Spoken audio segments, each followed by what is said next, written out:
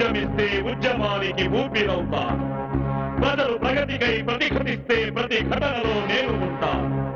నేను నమ్మిన ఆశయానికి నేను సైతం ఆహుతవుతాను. గెలిపే పిలుపై వినపడుతుంది, తలిపే పోరులో సైన్యం ఉంది కదరా. దేహం ఉంది, ధైర్యం ఉంది, దేవుడినైనా ఎదిరించేద్దాం పదరా. మంచి అన్నది ఎక్కడున్నా మంచిలోనే బొచ్చి ఉంటా. నీతి నియమం తప్పినప్పుడు నీడలానే వెంట ఉంటా. నేను నమ్మిన ఆశయానికి నేను సైతం ఆహుతవుతాను.